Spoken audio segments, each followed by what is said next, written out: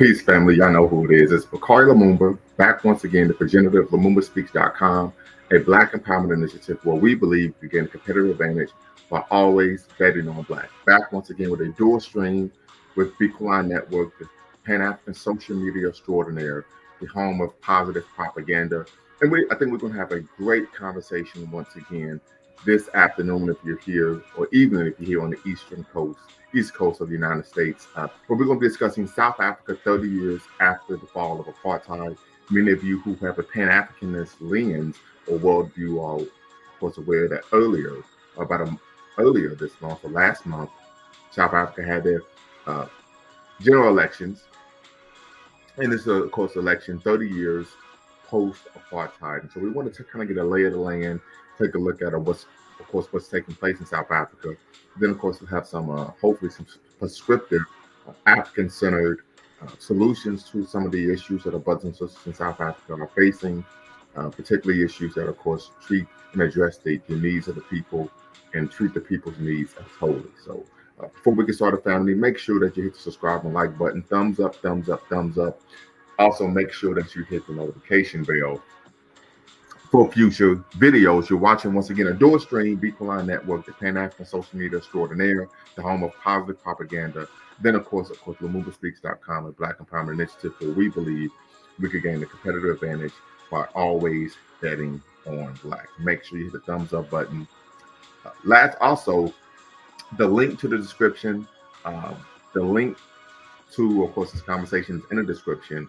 And, of course, I'll put the link in the chat momentarily. I also want to make you all aware that I wrote an article about this particular issue about a month ago on Medium. So please, if you could take a chance to actually review the article. I've actually put a link to the article in the chat. And so, of course, we're going to get the conversation started. I'm going to put the link in the chat to get the conversation started.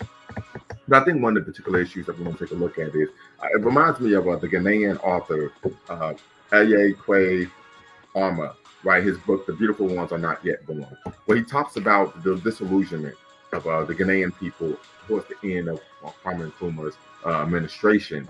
And I tend to get the sense from what I've read that that's really some of the same views that our brothers and sisters in South Africa are facing. As many of you are aware, we're 30 years post-apartheid.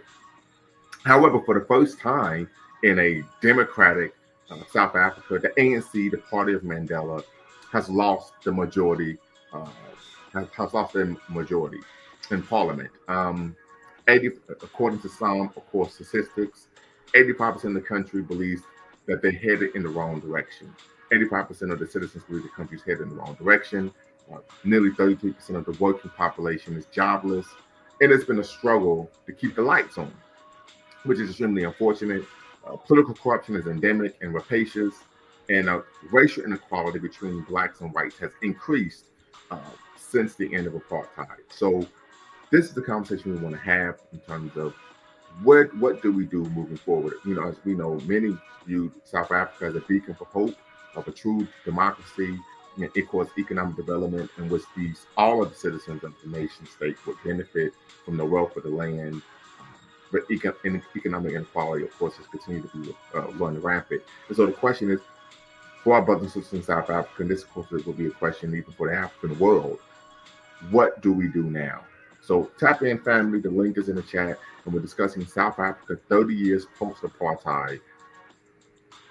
How do we address the issues that South Africa is facing and as a byproduct throughout the African continent and the African world?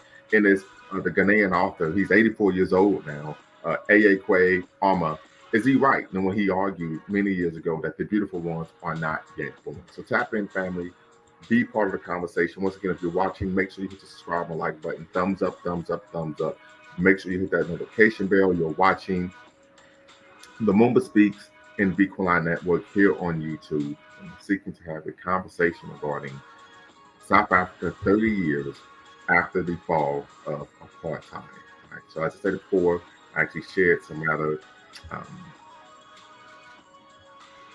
sad numbers, particularly in terms of the jobless rate, struggling to keep lights on, having roving blackouts, which was an issue, of course, that I was even told to prep for when I, of course, made my sojourn to Ghana. give thanks that that wasn't the case, there wasn't a blackout, but I have been told that that is something that happens on a or intermittent basis, of course, in many African nations. And so these are some issues that I think we need to address because we know when we talk about community issues that people face, they're external as well as internal family. So tap in, be part of the conversation. We want to have a conversation regarding South Africa 30 years after the fall of apartheid. The link is in the chat, the link is in the description. Tap in, family, be part of the conversation. And of course, we want to have a Pan African, it's an African centered lens regarding this issue, the issues in South Africa, and how do we truly address these issues? We know Jacob Zuma, the Mercurial former president, he's created his own political party. There are numerous political parties have proliferated due to issues in the ANC.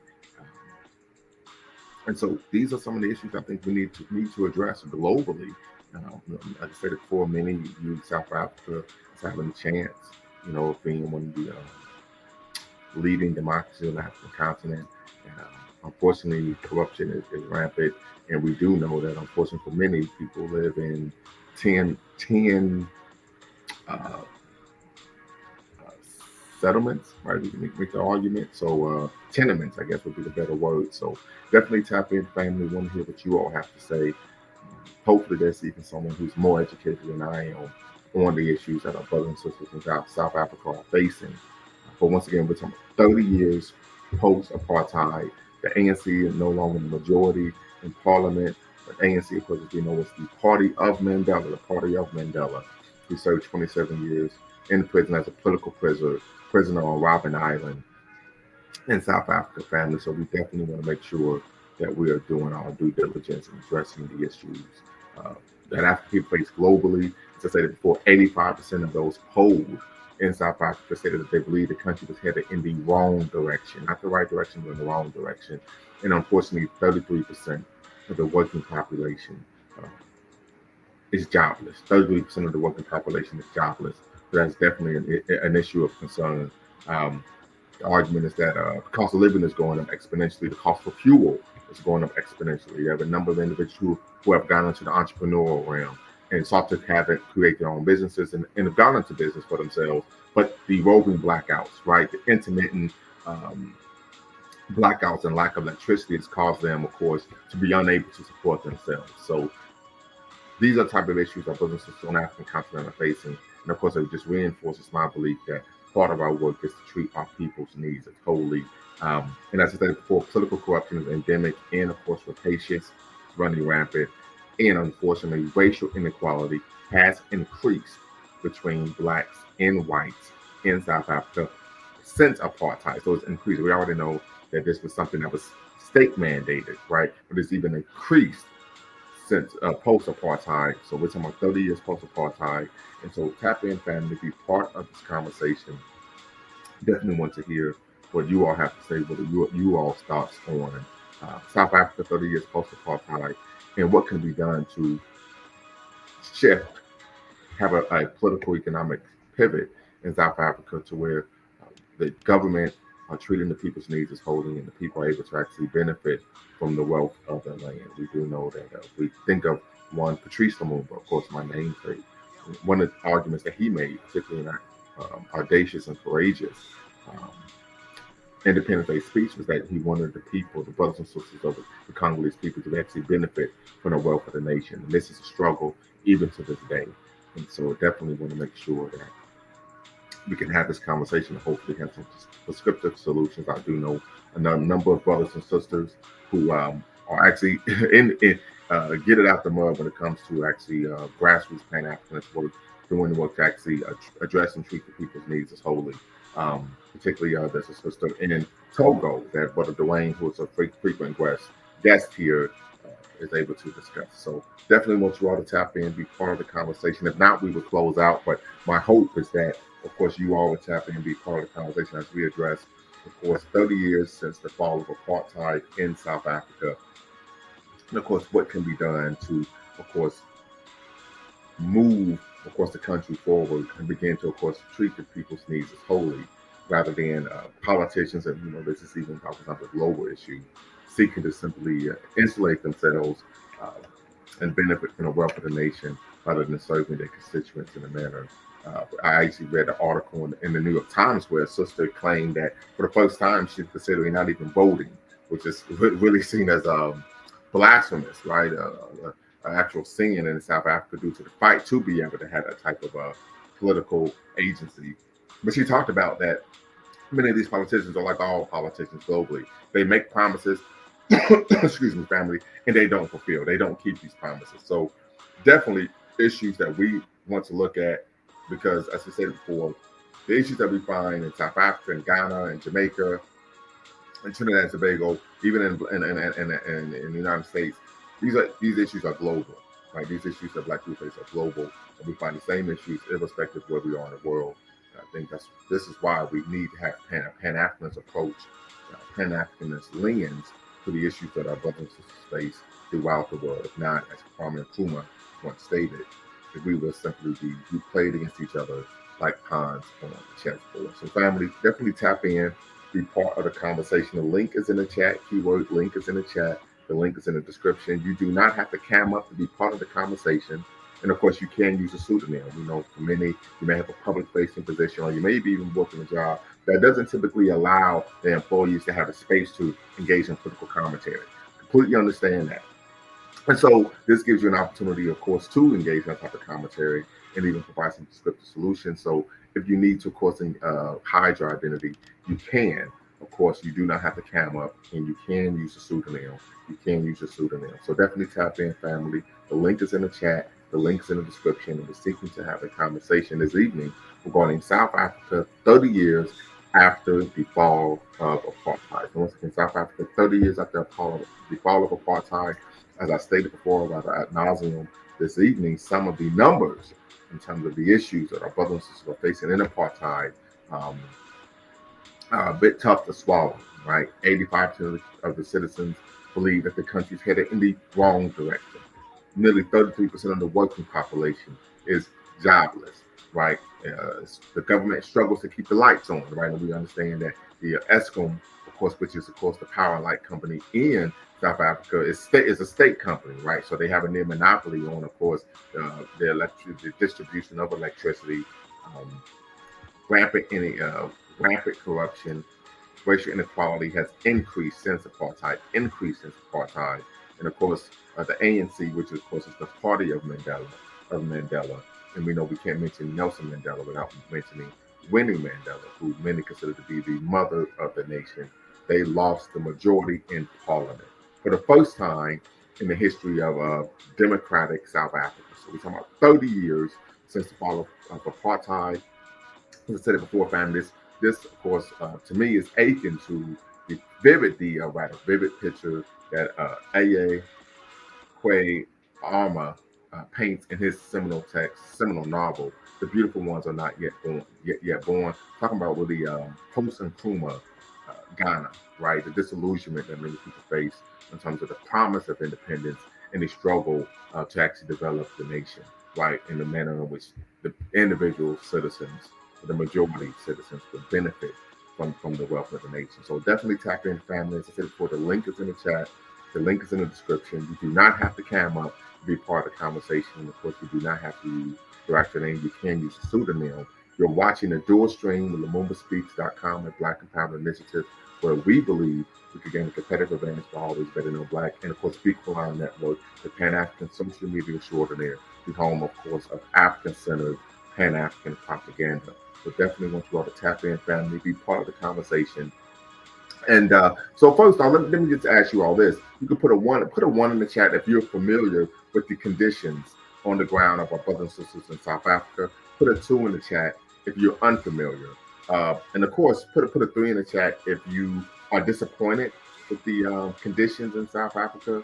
And put a four in the chat if you, of course, believe that the conditions in South Africa are I guess swell, for lack of a better word. So definitely, family, want you all to make sure you're engaged as we seek to have this conversation. South Africa, 30 years after the fall of apartheid. South Africa, 30 years after the fall of apartheid. And we're looking at 30 years of democratic, as they say, South Africa. And the first time in that 30-year period, the ANC, the party of Mandela, lost the majority in parliament, right? And so many argue that this is a shift in terms of the political apparatus in South Africa, the way individuals are, of course, um, looking for a change. They no longer believe in the party of Mandela, and they're seeking external auxiliary, or not even auxiliary, but alternative solutions to address the myriad of issues that brothers and sisters, South Africans face on a daily basis. So we do know that many consider South Africa to be the most developed nation in Africa. We know Johannesburg has the largest stock exchange in South Africa, yet we're still seeing some of these issues here, particularly in terms of struggling with some of the basic necessities that would think is required or needed in the first world nation. Brother Bawana, what's the word? Can you hear me? I speak. All right, go right ahead. Let me see if I can hear you. 1 2 1 2 1 2. Can you hear me? 1 2 1 2. I can hear you, but you're breaking up a bit. Okay, so, give me a second. Okay, very good. Yeah, you're breaking up just a little bit. How about now? Yeah, you're still breaking up. Oh goodness. Let me go on my laptop instead. Okay, you're gonna call back in. Yeah. Okay, very good, very good. Brother Bawana, as we all know, he's a frequent commentator here on the Lumumba Speaks and Beats Online Network. So hopefully he can show up those technical difficulties, and then he could tap back in, be part of the conversation. If I remember correctly, Brother Bawana typically is calling out of the Bahamas. I've been to the Bahamas. And so once again, that's another example that, outside of the tourist areas, which when I travel, I leave the tourist areas and want to get really a lay of the land and how the brothers and sisters are living on a daily basis. Same issues once again, right? And one of those issues is just the lower quality of living, right? We're talking about, unfortunately, oftentimes, excuse me, family, unfortunately, oftentimes, individuals living in poverty, right? And so these are issues that I think we definitely want to address. I can recall when I was in Ghana, some people took umbrage with the fact that, matter of fact, the sister I was with, she shared with me that she really took umbrage with the fact that the Ghanaian government has more ministers in this time in Ghana's history than any time before. And she said, "And what are they doing, right? What are they actually doing to help the people, right?" And so these are some of the issues that we're finding once again globally. So I think once again we need to have a Pan-Africanist orientation, a Pan-Africanist lens when we look at how to solve these problems. We do know South Africa is a sovereign country, sovereign nation, but they're just on the grassroots level, right? I think these are some of the issues that, of course, as a Pan-Africanist, as a Pan-African activist, that we should look to find some creative ways to address. I'm familiar with Brother Dwayne Omawale, who's, of course, a frequent guest and commentator here on Lumumba Speaks. And, of course, your favorite historian. And so he's been doing some work to, of course, send water filters to Togo. We know brothers and sisters in Togo are living under a rather repressive presidential regime.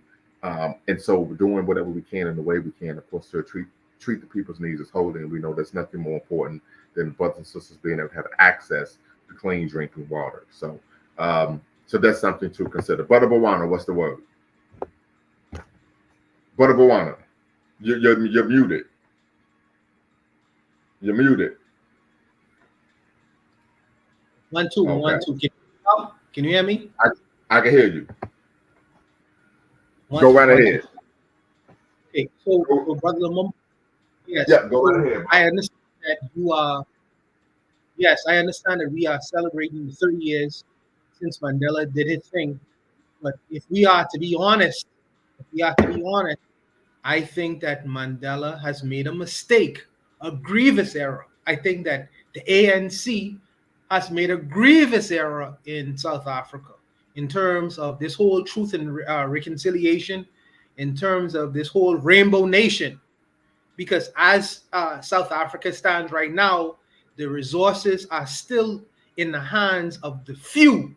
And when I say the few, I'm talking about the very wealthy boys that exist in South Africa currently. There seems to have not been, there seems to have been equality in terms of the politics, but in terms of the economy and the finances, that still is really so much in the hands of the minority. And I think that there was a mistake in in terms of making these kind of side deals, where yes, you may be the president, but in terms of the economy, in terms of the largesse, in terms of the monies, it's still really centralized in the hands of a few people, and we know who those people are. So I think that there's been a mistake made, and I think that that needs to be corrected. I don't know what your sentiments are on that. No, I think that is a great point. I do think that one of the things we have to consider is that Mandela, I think, wasn't operating from a position of power. For example, there was a very strong belief amongst people that when Mandela came to office, that he was going to nationalize the economy, right? And so many of the businesses in South Africa were threatening to what? Leave South Africa if he nationalized the economy. So I think that is something to consider when we talk about understanding why Mandela made the decision that he made. Go ahead, Brother Bawana. Do you want to Yeah, provide yeah, sure. I mean, no. National, but Mandela at his core, I think that he has a whole lot of Marxist belief and a whole lot of socialist, borderline communist beliefs. So that I understand that the whole struggle in terms of private property and private economies and trying to nationalize and using the government would have been something that he had to walk a tightrope act in. I understand it very well. I understand the fear would have probably been not going the way of Mugabe in Zimbabwe, their neighbors. So I understand it very much. But I just in terms of what I have to look at what the result is, and the result is fundamentally, um, the people are still living in the worst ghettos in Soweto, and you still see the wealthy boy class of people still living on the most prosperous plots of land within South Africa. That's the unfairness that I can't really get over, and I feel like there needs to be some recompense for what has occurred, man. You have to address it. You can't ignore it. It's been 30 years now. You can't ignore it. I would agree. So let me ask you this, and I appreciate you tapping in, brother, because it's been a while.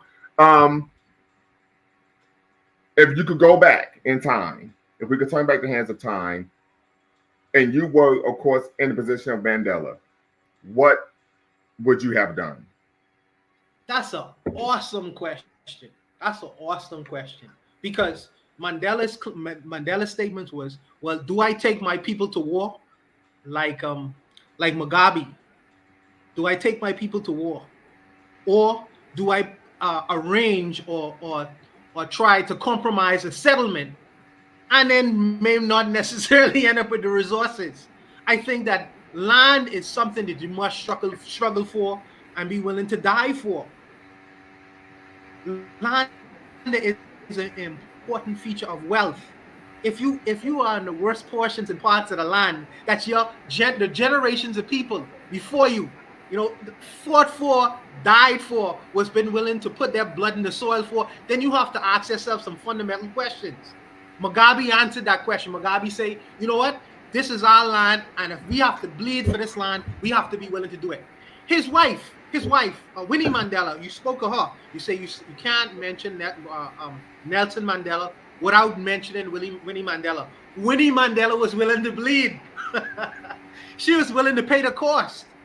The founding fathers of America was willing to pay the cost for the land they currently possess and have ownership over right now.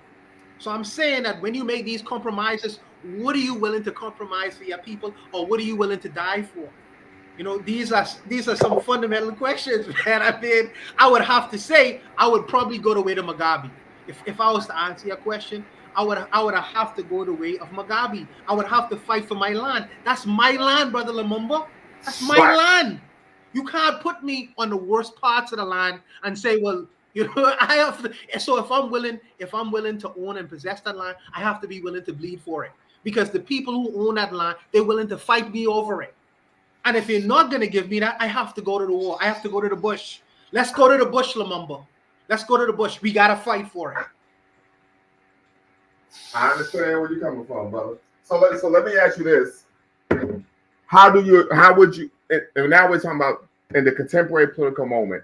How would you address political corruption in South Africa? It's endemic. It's rapacious. How would you address that issue, particularly with the ANC, the party of Mandela? I Good. I think that the EFF is doing a phenomenal job because, but for if not for the EFF, Zuma would have never went to jail. Yeah, I think that the EFF has made these issues so front and center in their parliament that you can't ignore it. The people, the corruption guys or whatever, had to research into the background of what Jacob Zuma actually did. And in fact, he did go to jail. That's unprecedented for many African leaders. They don't go to jail. So the fact that he did end up in jail, that's very unprecedented. I would keep if I was the EFF, I would try to keep pressing on that button and keep going forward. I think that there was 10%, now they're at 9%, but they still making a whole lot of noise in terms of corruption and what the people in power are actually doing. I think that they should make that front and center stage and let the people know what their leaders in fact doing. Give them the receipts and let them have to do it to deal with it. So I think that the EFF is doing a phenomenal job, Jacob Zuma, in trying to keep that pressure on their leaders in terms of corruption. Very good, very good. So now let's address this issue: infrastructure, housing, quality of living. How do you? And of course, I'm asking you this question, and I apologize. I'm putting you on the spot because you're not the president of South Africa. But as a Pan Africanist, if you were in Parliament, if you were the president, how do you increase the quality of life in South Africa? Oh man, that's a very interesting And, question and I because say again, this because typically Pan Africanists, we have typically been, and I would presume that you are Pan Africanist, yes. sure. Now you say sure, is that a yes or a no? I'm a Gaviate, yeah, of course. Okay, very good. That we tend to pontificate, philosophize, intellectualize issues rather than actually solve them. My experience traveling to Ghana was eye-opening. It was a cultural hodge, but more so, it also reinforced my belief that one of the principal issues and concerns of Pan-Africanism must be to treat our people's needs as holy. If you were in Parliament, if you were a prominent politician or even president, how would you address that issue, particularly in terms of housing, access to clean water, electricity, etc.? Absolutely. So in looking at this problem, I'm saying that there is one of the most well-known diamond companies, the Bears, is Yes. in South Africa. We have to renegotiate that deal and settlement because you're not going to be mining the precious resources that you are mining out of my country without the responsibilities of helping me and assisting me in building proper infrastructure in my country. You're not going to do that anymore because you're making trillions of dollars off of the diamond mines that's underneath my soil. So now we have to do some renegotiating. There are many wealthy mineral resources that exist in South Africa, and they're owned by private companies. You can't just take without giving something back. You can't do that. I don't know what the corporate taxes in taxes is in South Africa. I don't know what percentage that they get from the actual these corporations themselves, but we have to do a renegotiation because there shouldn't be a shortfall when this the Bears company is making trillions and trillions of dollars within my country. Give me more. I want more. If you're not going to give me 50%, which I really deserve, which I really deserve, we have to come to a tenable agreement where I have enough money, enough corporate tax where I can in turn, like you say, build houses, build infrastructure, build hospitals. These things have to be renegotiated because, like I say, the Bears is a well-known company, not only in South Africa but worldwide. You're taking one of the most precious minerals and resources out of my land. I can't just be reaping 1% of tax money, corporate tax money, in turn for what you're taking away. No. We need to renegotiate.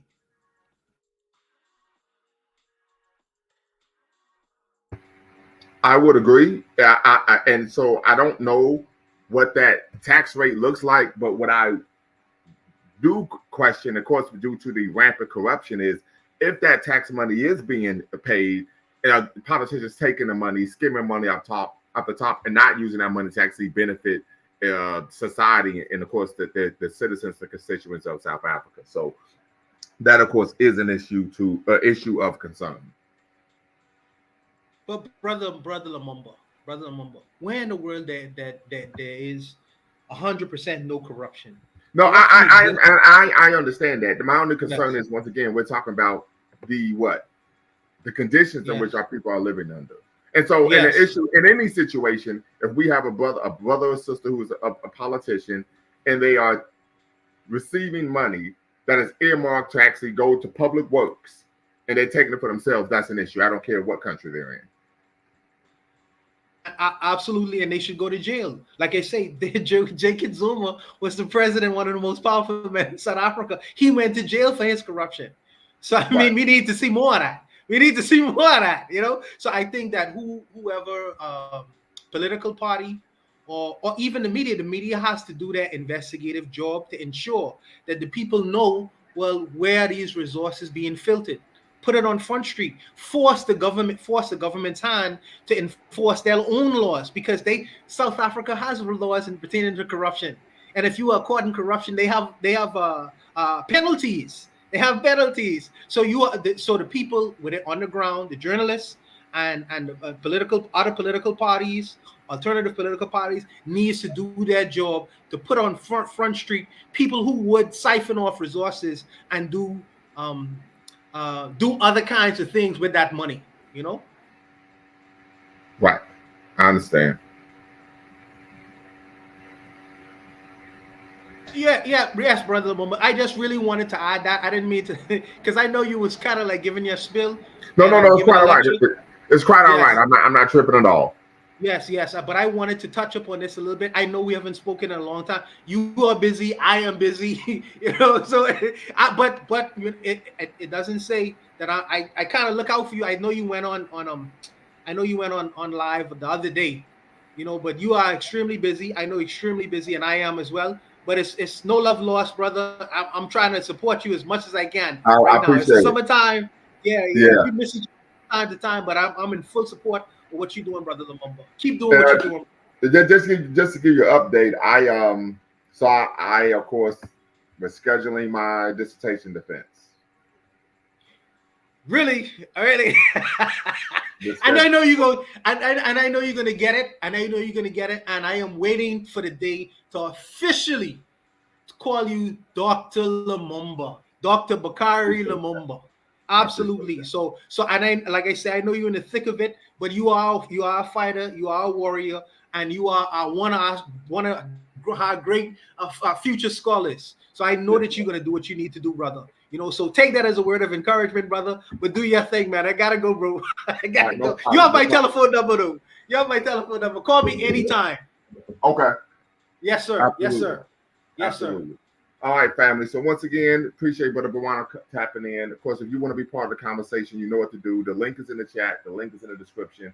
Tap in, be part of the conversation as we're discussing South Africa 30 years post-apartheid. South Africa 30 years post-apartheid, family. South Africa 30 years post-apartheid.